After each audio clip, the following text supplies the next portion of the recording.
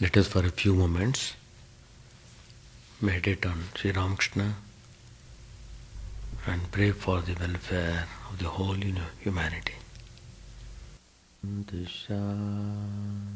Shanti Hari Om Tat Sat Om Stapakaya Dharmasya Sarvadharma Swarupine Stapakaya Dharmasya Sarvadharma Swarupine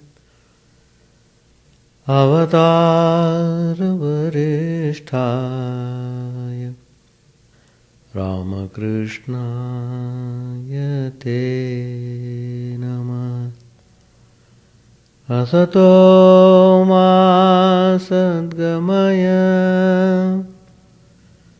Tamaso Ma Jyotirgamaya Ramamritangamaya Om Shanti Shanti Shanti.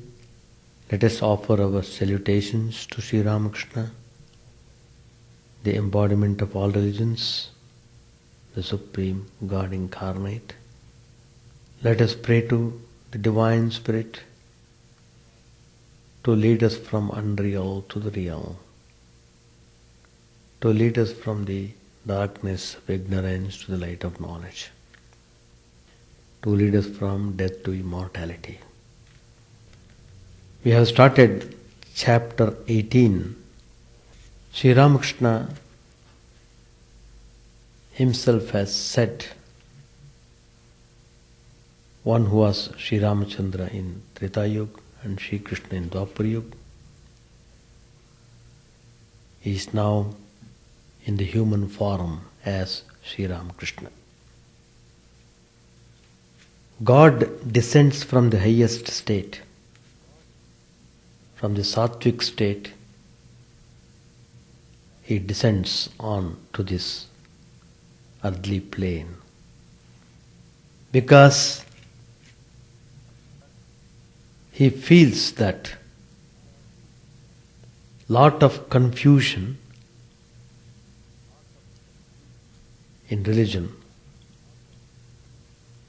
should be removed. So with that definite purpose, the Paramatman embodies himself in human form to lead the spiritual seekers, to make easy, to clear all our doubts in our spiritual way, and to assure us that realization of God is possible and how we should go along in the path.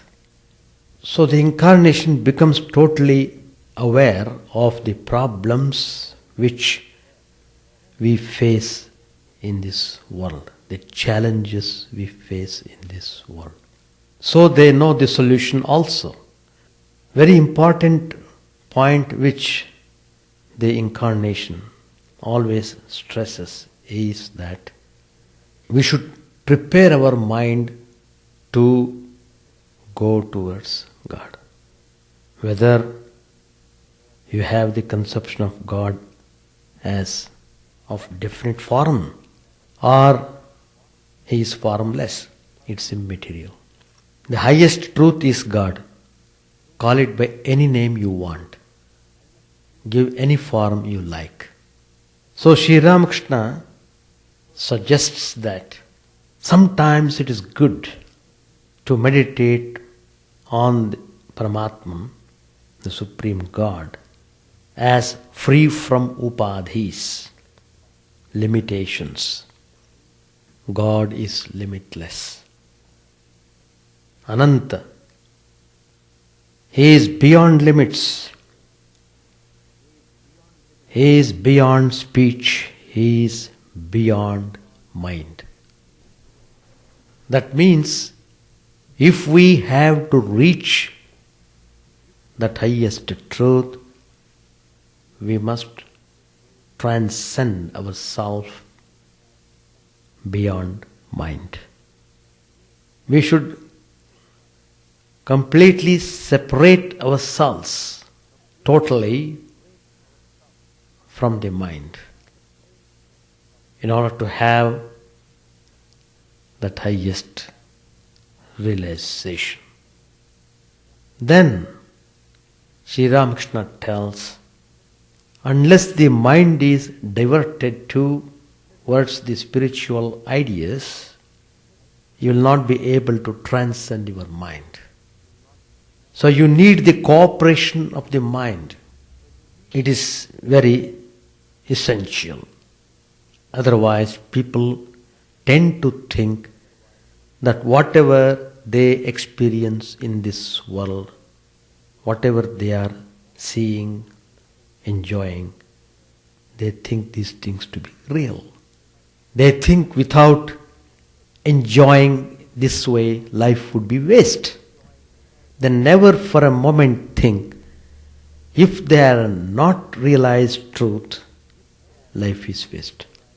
In the opposite way they think, if we have not enjoyed our life, how people are so much enjoying, how much they are dancing, how much they are eating, in how many ways they are using every bit of this world towards their pleasures. If I don't use my life that way, my life would be waste. He feels that way because he is totally attached to these things. Mind is completely soaked, completely submerged in the worldly things. So that makes you think unreal to be real, real to be unreal. You won't feel the existence of God, and you want to reason out everything according to what your mind directs you. So, the beginning itself you have to be very careful. For many of us, spiritual life has not started yet. Spiritual life begins only when you think the unreal to be unreal, the real to be real. You might not have realized it, but you must be convinced of the fact. You will be able to come to that conclusion if you are associated with men of spirituality, with holy scriptures, then these facts become very clear. One of the devotees was arguing with Sri Ramakrishna. Vehemently he was telling Sri Ramakrishna that this world is real, very much real, etc., etc. Then Sri Ramakrishna told him in a simple way, well, why don't you say, I like hog plum, I want to eat. Because you are attached to things of the world, you are talking this way.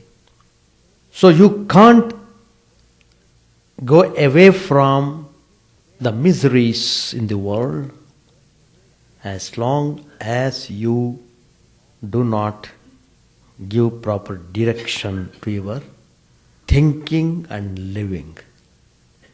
If you take to spiritual life, then your interpretations will be different. So, Sri Ramakrishna suggests that it is helpful to meditate on the highest reality without any limits, upadhis, without any upadhis. Then Sri Ramakrishna says further, it is not possible for the people to hold on to that type of meditation. Sri Ramakrishna accepts that. At the same time he tells it's not possible for most of the people. It's perfectly all right. Sri Ramakrishna approves it. Meditating on God with form or without form, both are wonderful. Go ahead. And it is very easy to meditate even on incarnation. There are all stages. Incarnation is a God coming to our level, God behaving like us, and at the same time showing the gateway to God. That's the beauty of incarnation. He comes to us in human form as our own kith and kin, as our own best friend, as our own father, mother. He cherishes all human relations in the same way as we cherish. So we become charmed with such personality. A kind of wonderful attraction which we can't explain in words. It's called divine attraction because the Supreme God Himself has incarnated in the divine form, in the human form. So there is that invisible, wonderful spiritual attraction. In His presence we feel immensely peaceful, free from all anxieties, worries and fear. And whatever the problems we have, all those things seem to melt away when we sit in the presence of the Incarnation. So, from that point of view, it is easy to meditate on the Incarnation. Not only that, even though they live this mortal frame after the stipulated time, they continue to live in subtle bodies to help the spiritual seekers for sufficient length of time. So they are available. It's easy to get the vision of the Incarnation rather than the vision of gods and goddesses. So he explains further, God in man. He is like a lantern with a light burning inside. You can see the wonderful light so clearly, like a glass case in which one sees precious things. Incarnation is just like that. Unless they show through their life, we will not be able to get rid of this darkness of ignorance. And Sri Ramakrishna tells further that as long as we are in this world, we should accept without any doubt the wonderful play of Shakti. Whatever name you may give, you may call it as Maya, you may call it as Prakriti, call by any name, but you must accept that. When you accept this, we accept Brahman as well. If one is aware of night, one is also aware of the day. If one is aware of knowledge, one is also aware of ignorance. All in the relative realm. There is a stage in which God reveals to His devotee that Brahman is beyond both knowledge and ignorance. It can't be described in words. What exists, exists. These are the words of Sri Ramakrishna, who had attained that highest state of samadhi. In fact, he himself tried to explain and describe that highest state, which he could not do. So whatever he said is completely authenticated by his own experience. So it gives us more encouragement and inspiration to follow the footsteps of Sri Ramakrishna, because here is a person who is telling very clearly, without any doubt, go this way. you reach the place. He is literally leading us towards the highest truth. So Satchidananda Guru himself is the incarnation of God. What is beyond speech, beyond mind is born in the flesh, assuming various forms and engaging in various activities. From that one Om have sprung Om Shiva, Om Kali, Om Krishna, Om Rama, Om Durga, Om Christ, you can say. The goal of human life is nothing but realization of the truth. If that is not done, it means you have to come again to this world. Again you have to pass through all these different types of experiences in life. These experiences keep on coming until and unless you learn through them. It won't leave you. You have to learn. It makes you learn. It makes you turn to the truth. The realization of the truth is only possible in this human life. So it is the best life.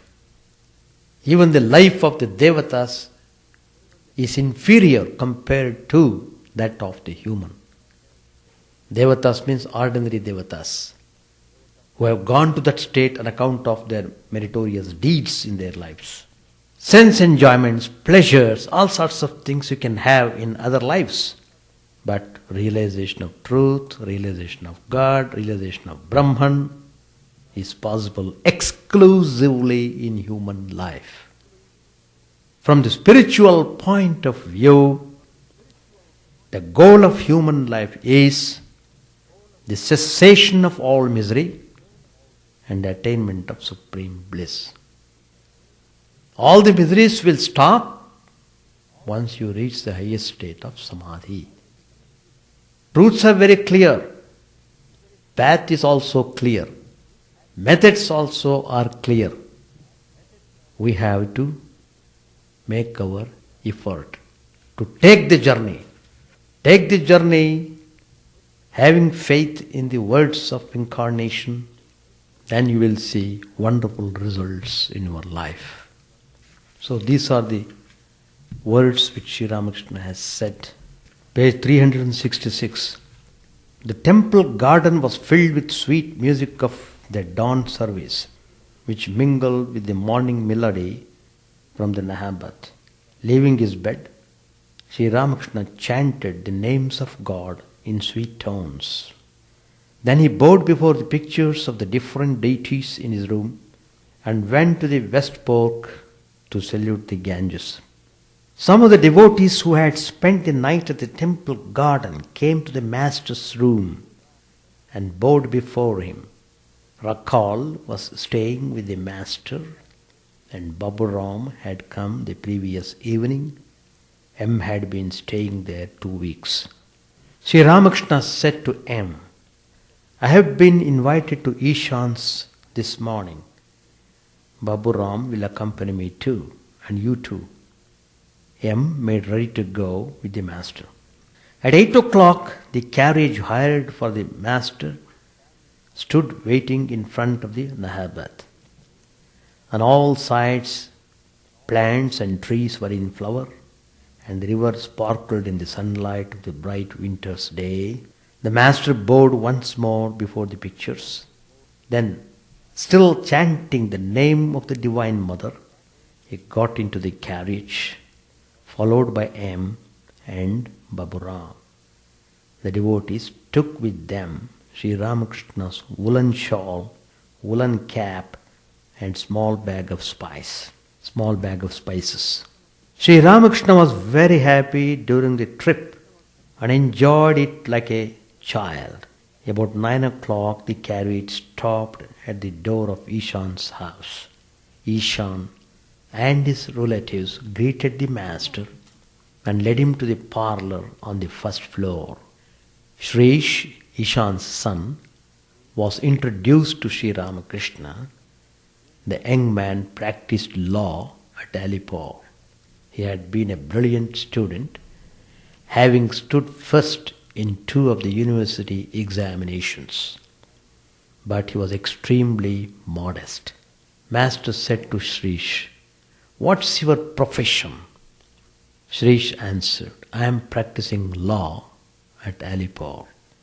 Master said to him, "For such a man to be a lawyer?" To Shrish, he said, "Well, have you any questions to ask? Perhaps you want to know how to live unattached in the world. Isn't that so?" Shrish said, "Under the pressure of duties, people do many unrighteous things in the world. Further, some are engaged in good work and some in evil. Is this due to their actions in previous births? Is that why they act this way?" Master answered, "How long should a man perform his duties? As long as he has not attained God. Duties drop away after the realization of God. Then one goes beyond good and evil. The flower drops off as soon as the fruit appears. The flower serves the purpose of begetting the fruit. How long should a devotee perform daily devotions, such as the Sandhya? As long as his hair does not stand on end and his eyes do not shed tears at the name of God. These things indicate that the devotee has realized God. From these one knows that he has attained pure love of God. Realizing God, one goes beyond virtue and vice. I bow my head," says Prasad, "before desire and liberation, knowing the secret that Kali is one with the highest Brahman. I have discarded once for all both righteousness and sin. The more you advance towards God, the less He will give you worldly duties to perform." Shri said, "It is extremely difficult to proceed toward God while leading the life of a householder." Master said, "Why so? What about the yoga of practice? At Kamarpukur, I have seen the women of the carpenter families selling flattened rice. Let me tell you how alert they are while doing their business. The pestle of the husking machine that flattens the paddy constantly falls into the hole of the mortar. The woman turns the paddy in the hole with one hand and with the other holds her baby on her lap as she nurses it. In the meantime, customers arrive. The machine goes on pounding the paddy and she carries on her bargains with the customers. She says to them, 'Pay the few pennies you owe me before you take anything more.' You see, she has all these things to do at the same time. Nurse the baby, turn the paddy as the pestle pounds it, take the flattened rice out of the hole and talk to the buyers. This is called the yoga of practice. 15 parts of her mind out of 16 are fixed on the pestle of the husking machine, lest it should pound her hand. With only one part of her mind, she nurses the baby and talks to the buyers. Likewise, he who leads the life of a householder should devote 15 parts of his mind to God. Otherwise, he will face ruin and fall into the clutches of death. He should perform the duties of the world with only one part of his mind. A man may lead the life of a householder after attaining knowledge, but he must attain knowledge first. If the milk of the mind is kept in the water of the world, they get mixed. Therefore, he should turn the milk into curd and extract butter from it by churning it in solitude. Then he may keep the butter in the water of the world. Therefore, you see, spiritual discipline is necessary. When the Ashwatha tree is a mere sapling, it must be enclosed by a fence, otherwise the cattle will eat it. But the fence may be taken away when the trunk grows thick and strong. Then even an elephant tied to the tree cannot harm it. Therefore, at the beginning, the aspirant should go into solitude now and then. Spiritual discipline is necessary. You want to eat rice? Suppose you sit down somewhere and say wood contains fire and fire cooks rice. Can saying it cook the rice? You must get 2 pieces of wood and by rubbing them together bring out the fire. By eating siddhi, one becomes intoxicated and feels happy. But suppose you haven't eaten the stuff or done anything else with it. You simply sit down somewhere and mutter, Siddhi, Siddhi. Will that intoxicate you or make you happy? You may learn a great deal from books, but it is all futile if you have no love for God and no desire to realize Him. A mere Pandit, without discrimination and renunciation, has his attention fixed on lust and gold. The vulture soars very high, but its eyes are fixed on the charnel pit. That alone is knowledge through which one is able to know God. All else is futile. Well, what's your idea about God? Shirish said, Sir, I feel that there is an all-knowing person. We get an indication of His knowledge by looking at His creation. Let me give an illustration. God has made devices to keep fish and other aquatic animals alive in cold regions. As water grows colder, it gradually shrinks. But the amazing thing is that just before turning into ice, the water becomes light and expands. In the freezing cold, fish can easily live in the water of a lake. The surface of the lake may be frozen, but the water below is all liquid. If a very cold breeze blows, it is obstructed by the ice. The water below remains warm. Master said, that God exists may be known by looking at the universe. But it is one thing to hear of God, another thing to see God, and still another thing to talk to God. Some have heard of milk, some have seen it, and some again have tasted it. You feel happy when you see milk. You are nourished and strengthened when you drink it. You will get peace of mind only when you have seen God. You will enjoy bliss and gain strength only when you have talked to Him. Shirish said, we do not have time to pray to God. Master said with a smile, that's true. Nothing comes to pass except at the right time. Going to bed, a child said to his mother, Mother, please wake me up when I feel the call of nature. My son, said the mother, that urge itself will wake you up. I don't have to wake you.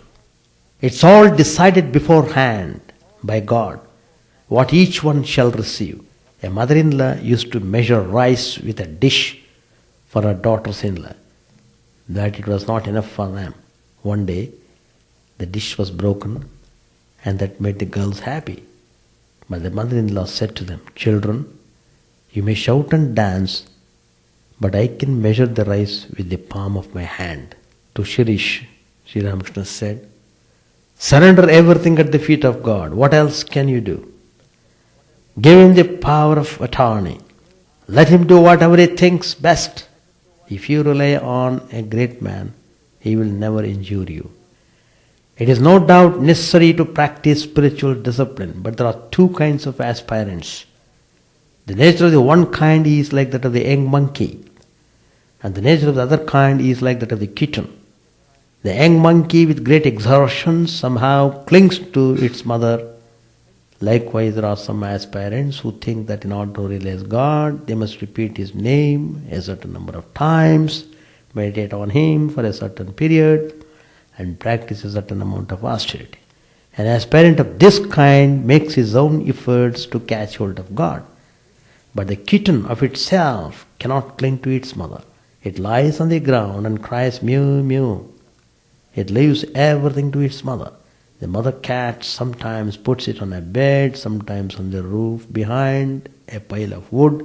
She carries the kitten in her mouth hither and thither. The kitten does not know how to cling to the mother. Likewise, there are some aspirants who can't practice spiritual discipline by calculating about japa or the period of meditation. All that they do is cry to God with yearning hearts. God hears their cry and cannot keep himself away. He reveals himself to them. We shall stop here. Yeah. The point is, you said in the first that when they come and talk with incarnations, the problems become more emphatic. But the point is, the problems become more specified when he comes in contact with the incarnation. And incarnation will tell clear-cut ways to solve those problems, because you have to drive your vehicle. Your vehicle is your body and your mind. So, everything, guidance is given, steps are shown, everything is, as I said, clear. Path also is clear, as I said. But why then the person is not able to march onwards? Because his mind is not clear. Mind is not cooperating with him in his spiritual journey. So, the main purpose of sadhana is to prepare the mind towards spiritual journey. And it's true, nothing is in our hands. It is written on the wall, the truth, etc., etc. But whatever it is, but as long as we are in this relative world, as long as I am driving this vehicle, with my limited power, I try to assert myself. As long as I am trying to assert myself, I should do it in a proper way so that I will not lose the path. So that is how the incarnation, that is why the need of incarnation. Otherwise the incarnation need not come at all. And the point is, though everything is done by that inscrutable power, but that power is certainly in us. What incarnation tells you is that you realize that invisible power in your heart. That's what he is telling. Religion is nothing but inward journey. That's true. But we feel miserable because of the mind. If the mind is clean and clear, pure, then you feel very happy, cheerful all the time. So that shows mind is very important factor that needs to be understood.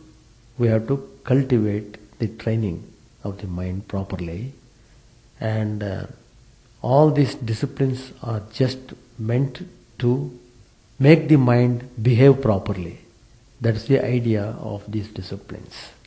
Karma Yoga is given because through karma you are able to engage yourself and arrive at the truth, because people have got various inclinations.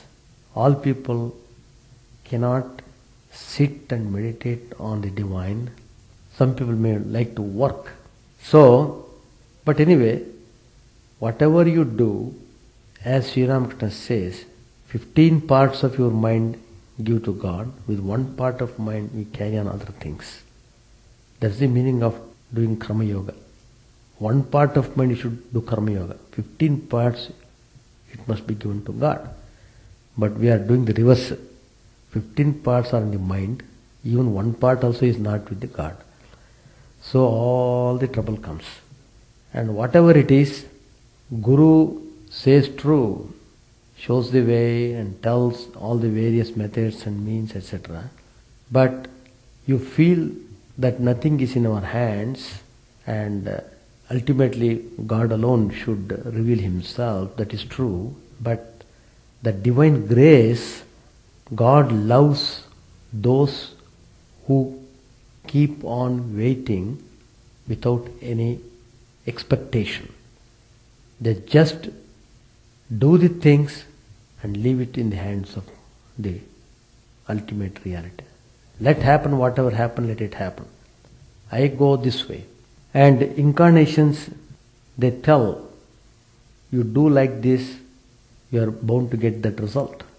In fact, to one of the disciples, Holy Mother Sharda Devi was telling, when the devotee asked, I didn't have any vision, I don't find any progress in spirituality in spite of my getting initiation from you, etc. And Mother says, it's true I have given you initiation, but in what way you are taking care of that mantra? Are you doing it, repeating it with Shraddha? Are you giving proper attention to the remembering of God? How many times you are repeating? Maybe hardly 108 times. Just for repeating 108 times in a day, you expect God to come and stand before you. Every day 15,000 times you repeat repeat the mantra given to you. 15,000 times every day. Not giving any excuse. Make up your time somehow or other. Do it positively for sufficient length of time. She even specifies the time also. 6 months or whatever it is. And afterwards you come and meet me again. I will see the state of your mind, and then I will be able to give you further instruction about what's to be done. So that means there are gurus and gurus. Enlightened gurus are remarkable. Incarnations are enlightened gurus. Their presence itself is enough for us to teach a lesson. People sitting in the presence of Ramana Maharshi, even they had lot of questions to ask. All questions would melt away just in the presence of Ramana Maharshi, and they would say, all my questions are answered. So that is the power of the divine. It immediately solves the problems in its own mysterious way. So that is the idea of incarnation coming, and there is no other way. We must keep on practicing it. Finally, of course, God Himself has to come. There is no doubt about it. It is not on account of my practice God has come. At least I am trying and struggling to get God. And if that struggling is sincere and honest, if there is no hypocrisy, then the divine power certainly reveals. And to make sure to remove all the doubts in the hearts of the devotees, Sri Ramakrishna himself blessed them on the last day before he left his body, what we call Kalpatru day. He called all the devotees at the Kasipur Ghat, come on. Because Sri Ramakrishna knew next day he would pass away. Before going, let me give some glimpses to them. And he called each one of them and touched every one of them. And each one of them had wonderful spiritual experience. Each one was ecstatic. That experience remained for continuously 3-4 days. Sri Ramakrishna made a statement. He said, now I have told many things about spiritual life. Many spiritual ideas have been scattered. I have given out everything what is to be given. And I have shown you also some glimpses of the divine. It is for you to establish it in your life. Make it your own. I have given you. Make it your own. So that part is always there. So we have to consider that way. So sitting and struggling, doing in spite of the mind not going with us, yet we sit and struggle. It has got its meaning. It works in its own way, and all the samskaras are removed from the mind. Brahmakara vritti. Now the mind has got so many other vrittis. All those vrittis are to be replaced by the vritti of God. When that comes, everything becomes easy. It takes its own time, doesn't matter. But the point is, even while doing practice, if you know the technique of doing, and at the same time take all precautions not to slip down from the spiritual ideal, then finally you are sure to reach the goal. That's all what I can say. Any more? It depends upon what you want, what type of knowledge you want. Knowledge is enlightenment. It will make you more happy, more cheerful. That's all. If it makes you unhappy, then nobody wants that type of knowledge. You seem to be happy, but are you really happy? That's the point. So, as long as you are holding unreal to be real, as long as you think the imitation happiness to be real happiness, always misery will be associated with that. You can never reach the perfect peaceful state, tranquil state with that view. Only when you get rid of all ignorance, only when you get rid of this imitation happiness, then only you will have the taste of the real happiness.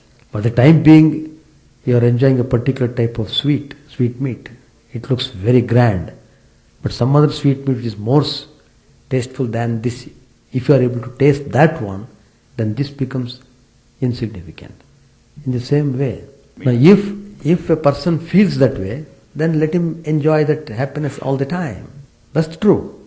If a person thinks that this world is giving him nice life, nice in every respect, very good, let him be happy and let him play on, as long as he is not desiring to call God. God himself is not in a hurry to come to him.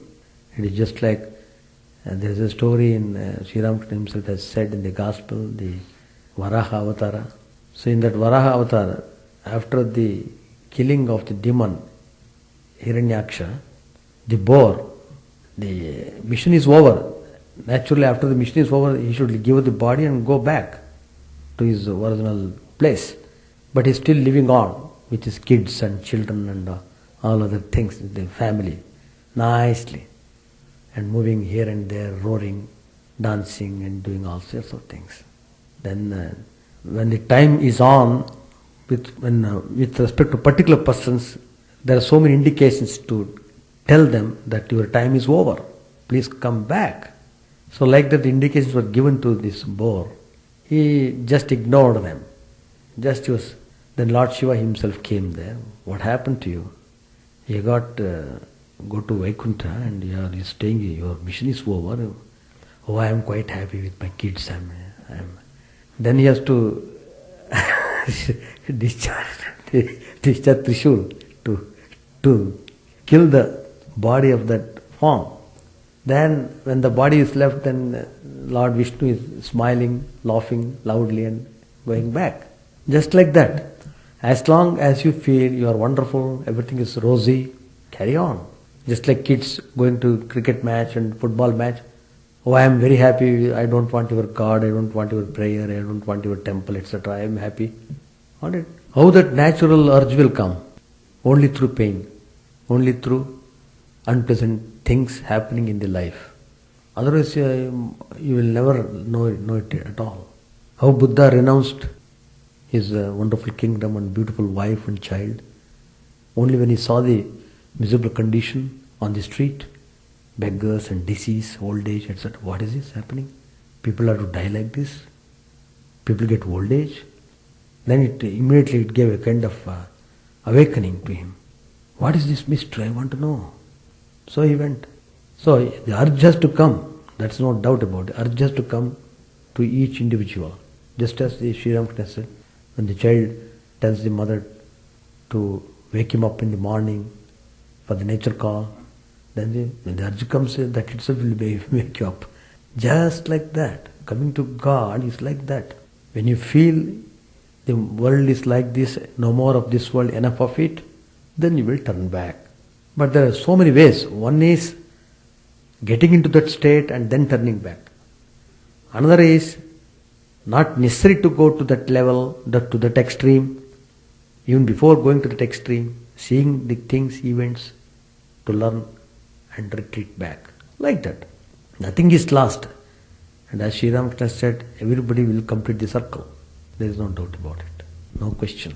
Chant the name of the Lord and His glory unceasingly, that the mirror of the heart may be wiped clean and quench that mighty forest fire, worldly lust, raging furiously within. O name, stream down in moonlight on the lotus heart, opening its cup to knowledge of thyself. O self, drowned deep in the waves of his bliss, tasting his nectar at every step, bathing in his name that bath for weary souls. Various are thy names, O Lord, in each and every name thy power resides. No times are set, no rites are needful for chanting of thy name. So vast is thy mercy, how huge then is my wretchedness, who find in this empty life and heart no devotion to thy name.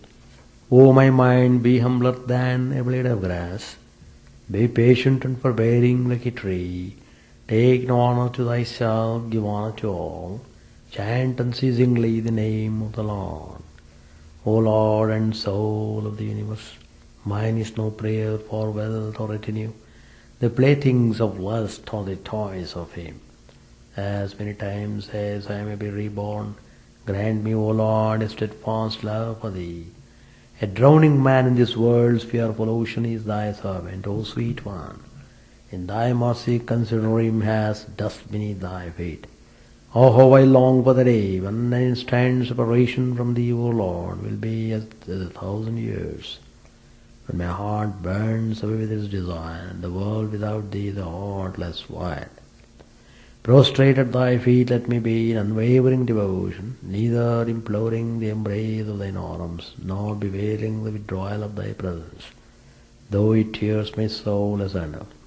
O thou who stillest the hearts of thy devotees, do with me what thou wilt, for thou art my heart's beloved, thou and thou alone. O Lord, lead us from the unreal to the real, lead us from darkness to light, and lead us from death to immortality. May all be free from dangers, may all realize what is good, may all be actuated by noble thoughts. May all rejoice everywhere, may all be happy, may all be free from disease, may all realize what is good, may none be subject to misery. May the wicked become virtuous, may the virtuous attain tranquility, may the tranquil be free from bonds, may the freed make others free. May good betide all people, may the sovereign righteously rule the earth, may all beings ever attain what is good, may the worlds be prosperous and happy. May the clouds pour rain in time, may the earth be blessed with crops, may all countries be freed from calamity, may holy men live without fear. May the Lord, the destroyer of sins, the presiding deity of all sacred works be satisfied, for he being pleased the whole universe becomes pleased, he being satisfied the whole universe feels satisfied.